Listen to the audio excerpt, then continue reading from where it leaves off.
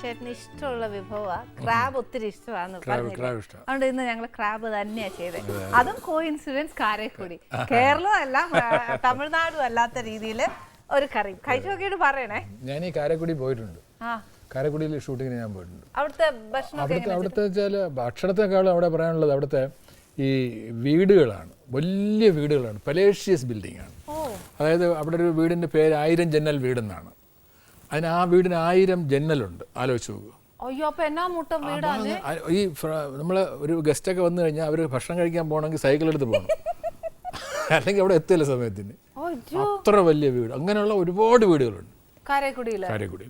അപ്പൊ ഭക്ഷണമൊക്കെ ഭക്ഷണം ഇതുപോലെ സ്പൈസി, നല്ല സ്പൈസി ആയിട്ടുള്ള ആഹാരങ്ങളാണ്. ചേട്ടന് പൊതുവെ സ്പൈസി ആണ്. എനിക്ക് സ്പൈസിയാ ഇഷ്ടം.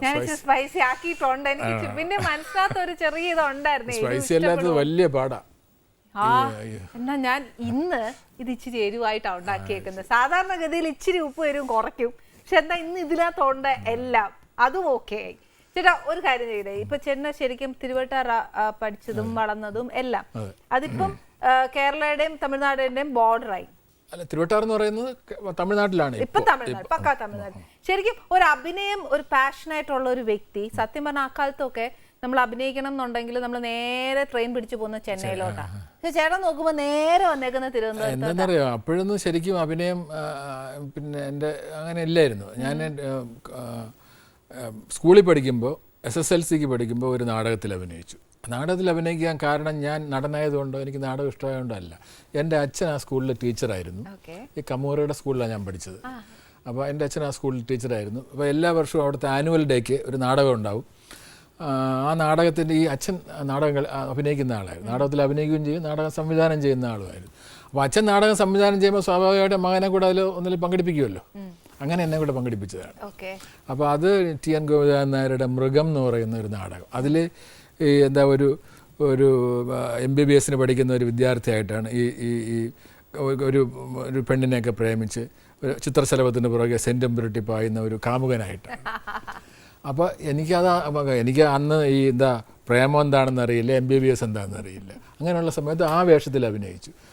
പക്ഷേ അത് ഈ നമ്മുടെ വീട്ടുകാരും ഒക്കെ ആണല്ലോ കാണാൻ വരിക, ഫ്രണ്ട്സ്, അവർക്കൊക്കെ അതങ്ങ് ഇഷ്ടപ്പെട്ടു. പക്ഷേ നാടകം എന്താണെന്ന് അറിഞ്ഞുകൊണ്ടല്ല അന്ന് നാടകം അഭിനയിക്കുന്നത്.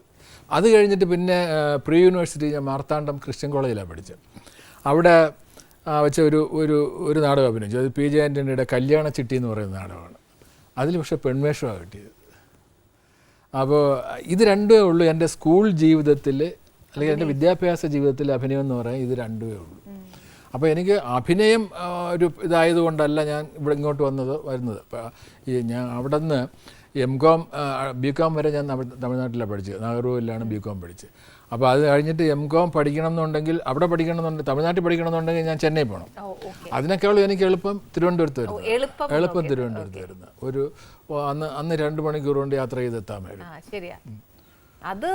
അത് നോക്കിയിട്ടാണ് തിരുവനന്തപുരത്ത് പഠിക്കാൻ വന്നത്.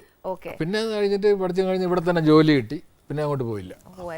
അപ്പം ഈ നാടക പ്രവർത്തനങ്ങളൊക്കെ ഇവിടെ വന്നതിന് ശേഷമാണ്, ജോലിയൊക്കെ കിട്ടിയതിന് ശേഷമാണ് ശരിക്കും. അതിന്റെ തുടക്കം എങ്ങനെയായിരുന്നു? അത് ഈ പറഞ്ഞ പോലെ MComന് ഇവിടെ ചേർന്ന് മാർവേനസിലാണ് ഞാൻ പഠിച്ചത്. ഞാൻ MComന് ചേർന്നപ്പോൾ അവിടെ ഡിഗ്രി ഫൈനൽ ഇയറിന് ജഗദീഷ് ശ്രീകുമാർ ഉണ്ടായിരുന്നു.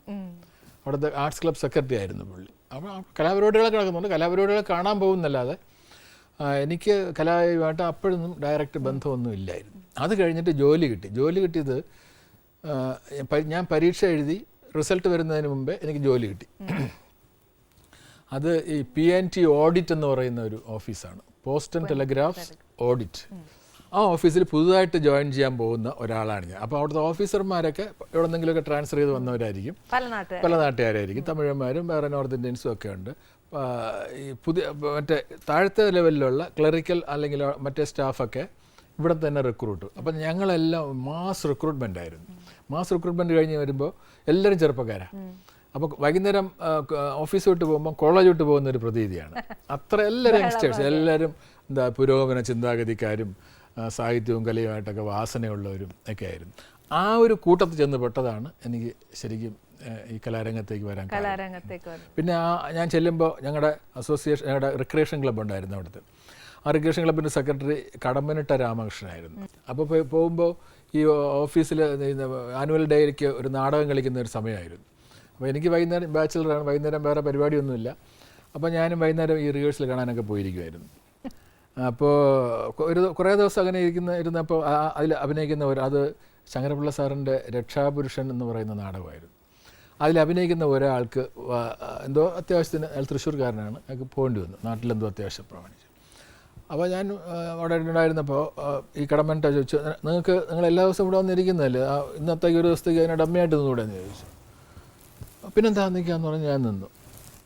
അന്ന് നിന്നു, പിറ്റേ ദിവസം അയാൾ വന്നില്ല, പിറ്റേ ദിവസം നിന്നു. അങ്ങനെ അയാൾക്ക് എന്തോ വീട്ടിലെന്തോ പ്രശ്നം കാരണം വരാൻ പറ്റില്ല. അപ്പോൾ അങ്ങനെ അതിൽ സ്ഥിരമായി. അങ്ങനെയാണ് ശരിക്കും തിരുവനന്തപുരത്ത് നാടകം തുടങ്ങുന്നത്. പിന്നെ ആ നാടകം എല്ലാവർക്കും ഇഷ്ടപ്പെട്ടു. പിന്നീട് ഈ റിക്രിയേഷൻ ക്ലബ്ബ് കളിക്കുന്ന എല്ലാ നാടകങ്ങളിലും ഞാൻ സജീവമായിട്ട് പങ്കെടുത്തിരുന്നു. പിന്നെ ഈ കടമ്പനിട്ട് അവിടെ ഉള്ളതുകൊണ്ട് ഇവിടെ കേരളത്തിലെ മലയാളത്തിലെ എല്ലാ സാഹിത്യകാരന്മാരും കലാകാരന്മാരും ഞങ്ങളുടെ ഓഫീസിൽ വരും. ഞങ്ങൾ എന്ത് പ്രോഗ്രാം അവതരിപ്പിച്ചാലും അത് കാണാൻ ഒരുപാട് സാഹിത്യകാരന്മാരും ഒരുപാട് കലാകാരന്മാരും ഉണ്ടാവും.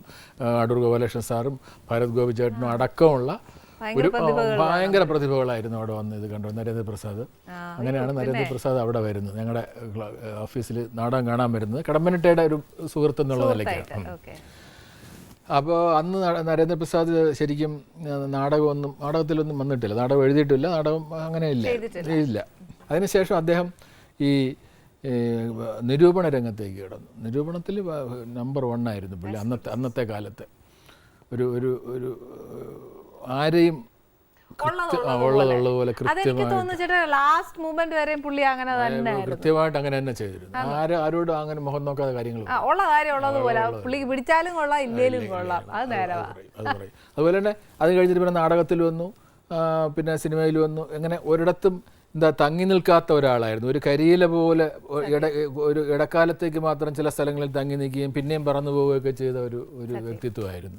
പക്ഷേ എവിടെയൊക്കെ അദ്ദേഹം ഉണ്ടായിരുന്നു അവിടെയൊക്കെ മായാത്ത വ്യക്തിമുദ്ര പതിപ്പിച്ച. തീർച്ചയായിട്ടും അത് നമുക്ക് ജീവിതത്തിൽ മറക്കാനേ പറ്റില്ല. തങ്ങി നിന്നില്ല എന്നുള്ളത് ശരിയായിരിക്കാം, പക്ഷേ അവിടെ വ്യക്തിമുദ്ര നമുക്ക് മറക്കാൻ പറ്റില്ല. സത്യം. കോൺട്രിബ്യൂഷൻ ഉണ്ട്.